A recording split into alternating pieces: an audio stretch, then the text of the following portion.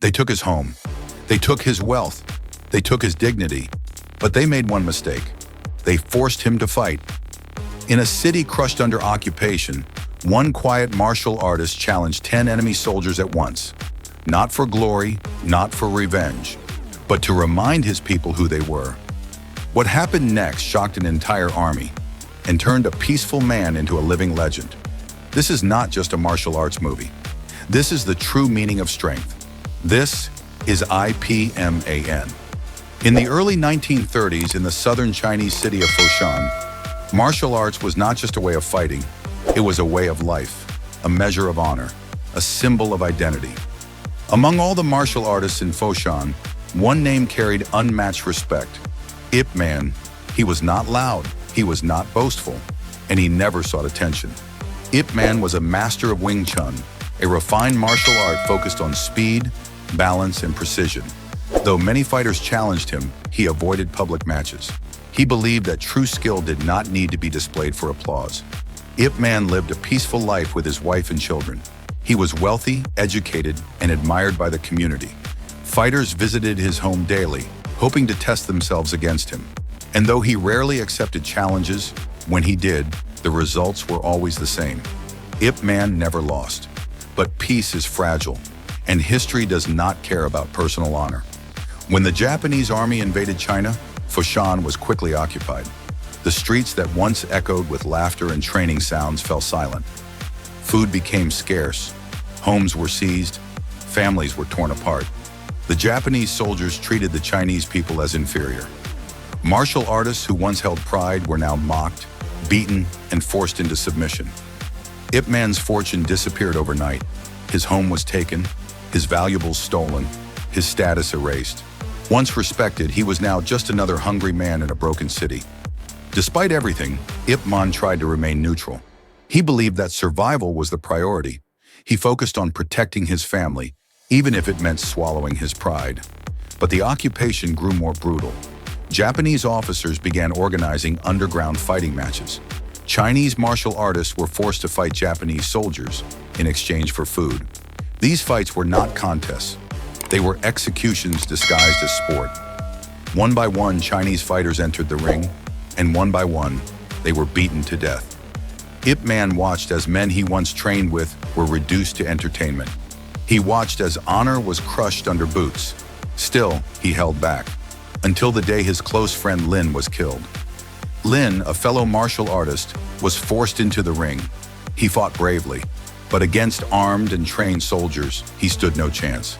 His death was slow, cruel, and public. Something inside Ip Man finally snapped. For the first time since the invasion, he could no longer stay silent. Driven by hunger, grief, and rage, Ip Man stepped forward and challenged the Japanese officers. Not for revenge, but for dignity, he demanded to fight. When asked how many opponents he wanted, Ip Man calmly replied, 10. The Japanese laughed. The Chinese crowd trembled. No one believed survival was possible. But the moment the fight began, everything changed. Ip Man moved like lightning, precise, efficient, merciless. Each strike was controlled, deliberate, and devastating. One by one, the Japanese fighters fell. The crowd watched in disbelief as Ip Man dismantled all 10 opponents without hesitation. In that moment, Ip Man became more than a man. He became a symbol. The Japanese commander, General Mura, recognized Ip Man's skill immediately.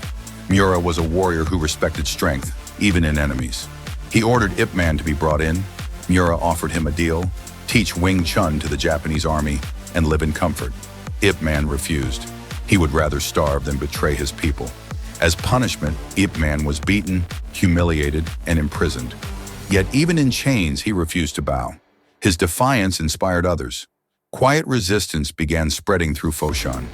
Ip Man was eventually released, but he was watched closely. His family suffered. Food was still scarce. Every day was a struggle. Meanwhile, Mura became obsessed with defeating Ip Man, not just physically, but symbolically. He wanted to prove Japanese superiority through combat. Mura arranged a public fight, Ip Man versus General Mura.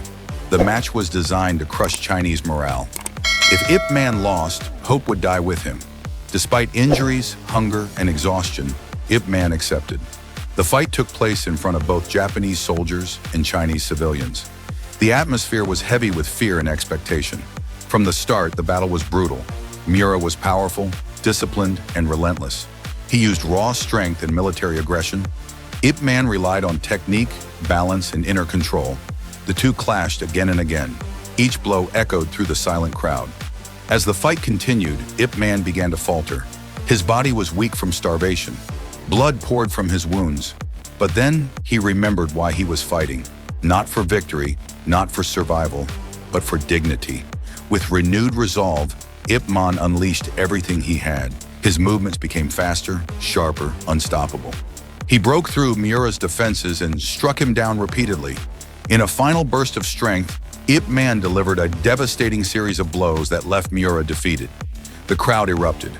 For a brief moment, China stood tall again, but victory came at a cost. The Japanese officers, humiliated and enraged, opened fire. Ip Man was shot. Chaos followed. As Ip Man collapsed, the people rushed forward. His sacrifice ignited something powerful: hope. Though wounded, he survived, but Foshan was no longer safe. Ip Man and his family fled to Hong Kong. Years later, broken but unbowed, Ip Man began teaching Wing Chun openly. He accepted students from all walks of life, spreading his philosophy of discipline, humility, and restraint. Among his students was a young man who would later carry his legacy to the world: Bruce Lee. Ip Man never sought glory, never chased fame, never demanded recognition. Yet his story lived on, not as a tale of violence, but as a reminder that true strength lies not in domination, but in integrity. When everything is taken from a man, his home, his status, his peace, what remains defines who he truly is. And Ip Man chose to stand.